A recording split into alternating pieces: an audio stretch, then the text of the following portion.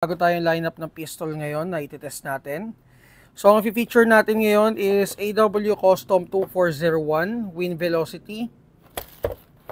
Itong Glock 70 nila na ang code is VX0100.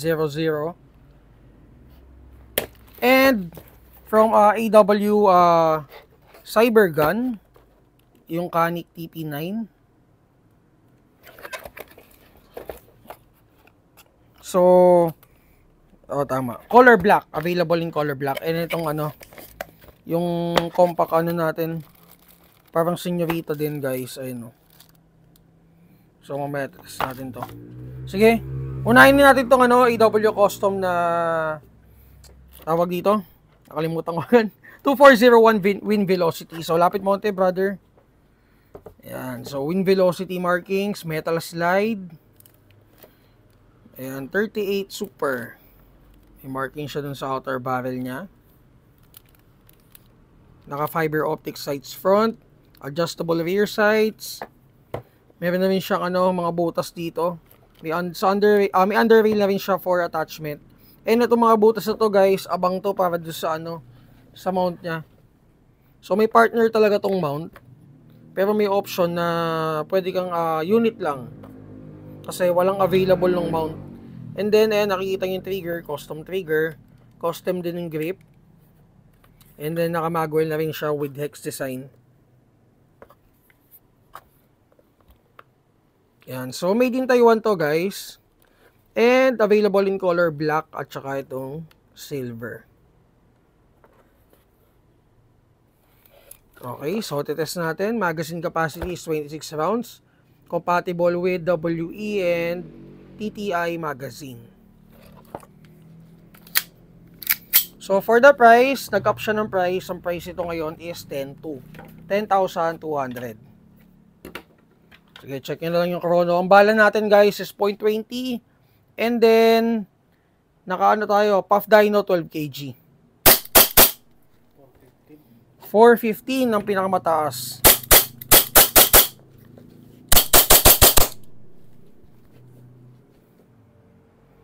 AW Custom 2401. Mainit-init pa, kadating lang. And then next natin is itong G17 ng AW Custom. So naka-metal slide to, and then yung frame niya is polymer. And then naka-optic sights na rin, fiber optic sights front and rear sides. May AW Custom dun sa may markings dun sa may outer barrel niya. And then may hex design yung grip. Yung grip tuloy yung tama, yung grip din. Yung yung slide. And then threaded yung outer barrel niya for attachment. May underrail na rin siya. Para siyang guys, G-Force. G-Force na medyo pinalupit. Mas pinalupit pa. Kasi yung niya rin, magwell niya rin, Talagang kamukhang-kamukha ng G-Force. And then guys, naka-custom grip siya. And then yan, may butas sa gitna. Hex design. And yung trigger niya is medyo pa-flat na rin. Okay, so AW Custom din, VX0100. And then magazine capacity is 26 rounds. Ang mode of firing niya is semi-auto lang. May mga serration pa dun, Sige. G na natin to. So, naka-enlarge magazine base plate din siya.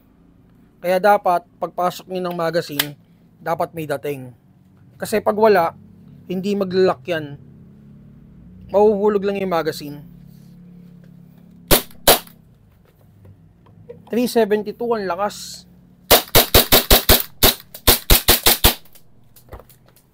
Ayan, so G17 AW Custom VX0100. So pa rin siya, parang talagang G-Force talaga to. Kumbaga, itong AW Custom kasi, guys, sila, sumunod, kumbaga WE and then AW. Parang kumbaga pina-enhance yung mga yung mga unit pagdating sa AW Custom So ayan, ito next is AW Custom Cybergun. na Canik TP9. Kapit mo konti, ito maganda to. So may kasama siyang manual, ayan. And then markings, metal yung slide, frame is polymer. And then naka flat trigger na rin. Yan guys, medyo hindi ko kabisat, nakalimutan ko na naman kasi medyo matagal tayo nawalan ng Canik Meron kumbaga parang indicator to na pag pala walang magazine guys, ayun hindi siya pumuputok Hindi siya yung nagkakak. Ano bang tawag doon? Basta pipitik, no? So pag naglagay tayo ng magazine, tsaka pala siya pipitik. And then guys, ayan, kompleto yung markings niya. Pati dun sa kabila, ito lapit mo konti. Wala pa siyang kasamang plate. So kasi pwede tanggalin to Ayan.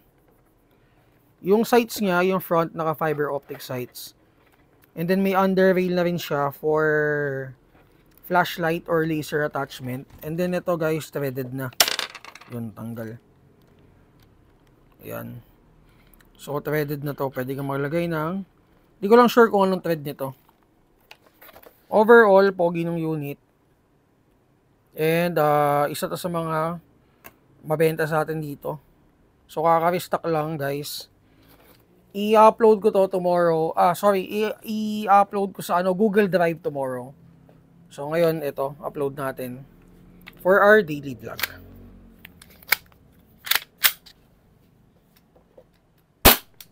Ayan. So, yun pala. Medyo nagulat pa ako. So, FPS 400. Gamit namin 12 kg at saka yung bala namin is 0.20. Guys, ito medyo malalim pala yung trigger pull niya. Ayan makikita nyo. Papakita mo sa kanila. Teka, kakaliwain ko na lang. Ayan.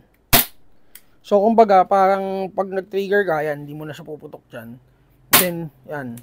Tsaka pala siya puputok. Ayan. So para tong mas malalim pa to kung meron kayong Umarex na GHK. Si GHK guys, malalim din yung nun. Malalim din yung trigger pull niya. Okay, ito mas malalim compare kay GHK. Okay, so Canik TP9. And then yung last guys, ito yung pinaka-paborito ko sa mga dumating ngayon.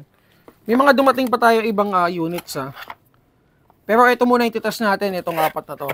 So guys, ito Derringer 6mm na gas powered pistol. Kapit mo konti.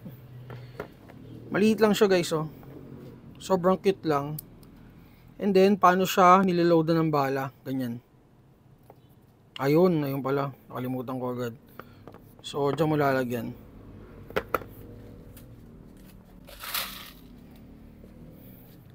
May gas na to. Meron na. So, dyan mo lalagyan. Then, balik na natin. So, sa tunay